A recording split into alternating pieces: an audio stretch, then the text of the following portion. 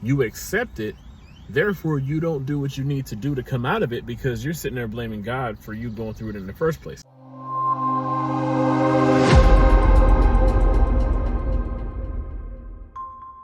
Welcome to Unified TV, where truth has no fear. So what am I talking about here? People don't look at what they're doing and what they're saying as blaming God. But that's exactly what a lot of us do. And we do it in the form of slight ignorance, misunderstanding, and not really knowing exactly how things work. People misquote the verse all the time. They always say, well, I know all this stuff is crazy, I know all this stuff is going on, but God doesn't give you any more than you can handle. That's not what the verse says. What the verse says is that God will not allow you to be tempted any more than you're able to bear. That's specifically what the verse says. It doesn't say that he caused the problem. It doesn't say he gave you the issue, the sickness, the trial and tribulation, whatever it is you're going through. That verse does not say that God gave you the trouble.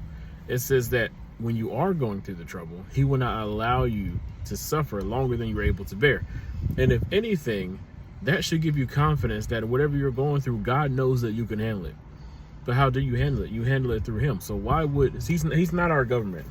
He's not the government that's been in place for centuries, where they cause the problem and then sell you the solution. God doesn't play games. The reality of it is that things happen, whether it be we're being tested, where it says that God will not allow you to be tested. So he doesn't give you the problem, but certain things do happen. A lot of it's based on our decision making, though. Certain ways that we speak, certain things that we entertain media-wise, certain thoughts that we entertain.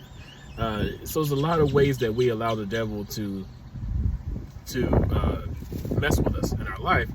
But that doesn't mean that God made it happen. And at the same time, there's lessons that we have to learn based on the things that we brought upon ourselves. So you have to take accountability for what happens. The dangerous part is when you attribute your struggle, your illness, your sickness, your disease to God, when you attribute it to him and say that, well, if God must have gave it to me to teach me a lesson.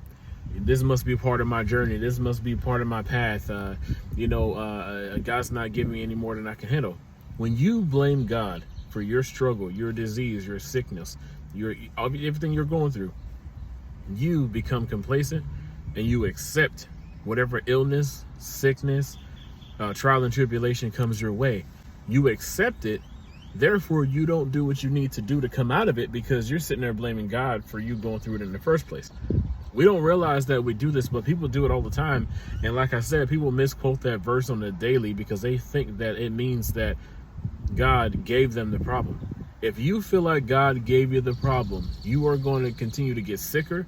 You're going to continue to become more impoverished. You're going to continue to struggle more. You're going to continue to have problems at work, problems within your household, problems everywhere you go, because you think that as part of your path as a follower of Christ to go through that, and it's happening for a reason. So therefore you should just accept it. If you got cancer and your mindset is that God doesn't give any more you can handle, so you accept it, or you say it must be part of your past, thinking that it's God related, that cancer is going to eat away at you and eventually it's going to take your life because you feel like you were supposed to live with it. We are not supposed to be living sick. We're not supposed to be living impoverished. We're not supposed to be living in pain, disturbed, emotionally distraught. All these things that people deal with on a daily basis, that they get medicated for it and diagnosed with, that's not God's will for us to deal with those things. We're not made to live like that. Otherwise, there'll be no talks about healing in the word, laying on of the hands, speaking, casting out those demons, speaking to those mountains and telling them to go into the sea.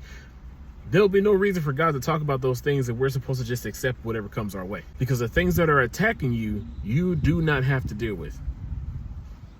Cast it out of you. Speak the word against that struggle, that illness, that sickness, that disease. That's what you fight with. You fight with that word. So today, this moment, this hour, this second, fight against that thing that is afflicting you, and you speak the word and watch how your change comes, and watch how fast it comes, and watch how your life turns around. In Jesus' name, healing is yours, help is yours, relief is yours, breakthrough is yours.